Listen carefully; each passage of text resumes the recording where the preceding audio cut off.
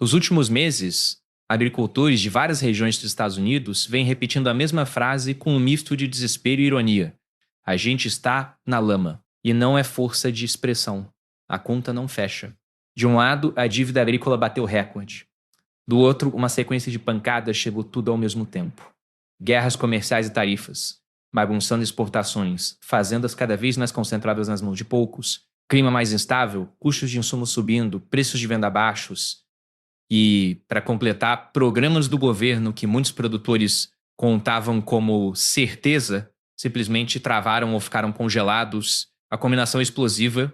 Resultado? O número de falências no campo disparou. E agora, muita gente fala abertamente em resgate, um bailout, para impedir que uma parte enorme do setor quebre de vez. Só que aqui vem a parte incômoda. Isso não seria a primeira vez. Alguns anos atrás, houve um resgate parecido. E, em vez de resolver o problema estrutural, ele acelerou uma tendência perigosa, a consolidação. Em outras palavras, quando o governo socorre, os maiores tendem a receber mais. E com mais fôlego, compra os menores, ampliando ainda mais o domínio de poucos grupos. E aí nasce um fenômeno que economistas chamam de risco moral. Quando os grandes players passam a operar como se fossem grandes demais para quebrar. Eles assumem mais risco porque acreditam que, no fim, alguém vai segurar a barra. Só que, e essa é a frase que resume tudo, a gente não come moral high ground. A comida precisa existir, chegar e ter preço, o sistema precisa funcionar. Agora, se você está pensando, mas não é tudo pequeno agricultor familiar sofrendo? Calma, essa história é mais complexa do que parece. E entender isso é a chave. O mito do pequeno agricultor e por que ele é útil, segundo dados oficiais, a maioria das fazendas americanas é classificada como pequena fazenda familiar. O número impressiona, algo como 86%. Só que o critério para entrar nessa estatística é tão baixo que inclui desde operações muito pequenas até situações quase simbólicas. Na prática, essa multidão de pequenos representa uma fatia bem menor da produção real. Enquanto isso, boa parte do que realmente alimenta o país e o mundo vem de operações familiares gigantes, com cara e estrutura de empresa multimilionária. E existe ainda uma fatia crescente de fazendas controladas por fundos e investidores institucionais. Isso não significa que o sofrimento do pequeno produtor seja mentira. Ele existe e é brutal. O ponto é que a imagem do agricultor simples, lutando para sobreviver, também é uma ferramenta poderosíssima de marketing político e lobby. Porque ninguém se comove quando um fundo bilionário tem um trimestre ruim.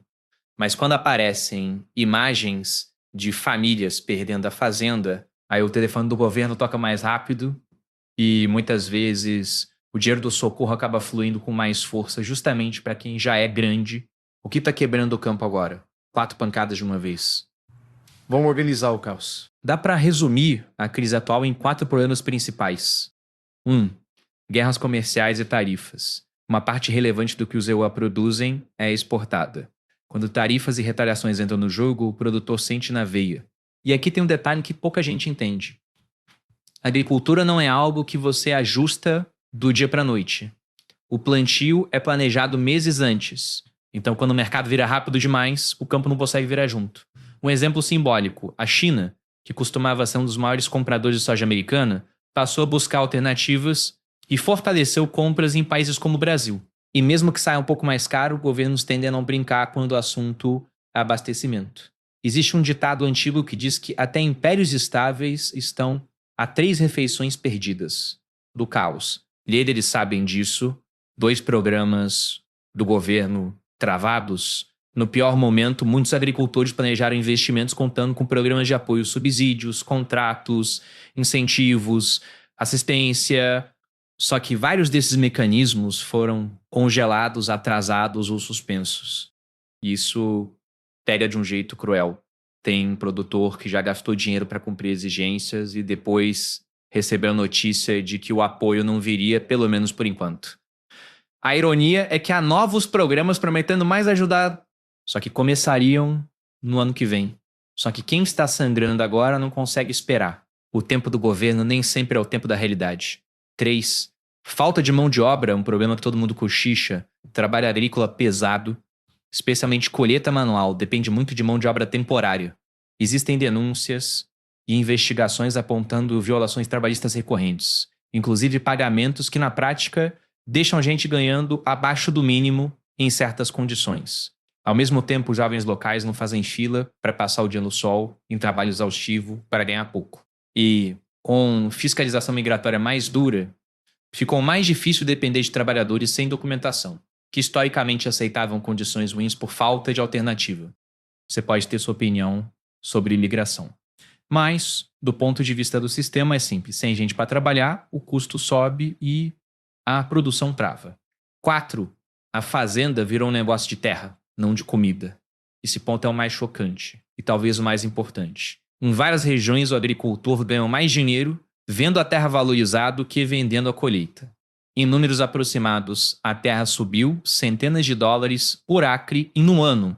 Um ano em cerca de 0,4 hectare, enquanto a receita gerada pela produção naquele mesmo espaço foi bem menor, antes mesmo de descontar custos como fertilizante, diesel, máquinas, manutenção e juros. Tradução. Em muitos casos, a atividade agrícola virou quase um complemento e o verdadeiro jogo passou a ser especulação e valorização imobiliária rural, com uma ajuda extra de programas governamentais quando necessário. E aí entra o incentivo perverso. Se a terra está subindo e existem benefícios fiscais para vender ou repassar propriedades, muita gente começa a pensar, será que não é hora de sair? E por que estão pedindo resgate de novo? Porque no curto prazo a crise está filtrando quem tem caixa e quem não tem.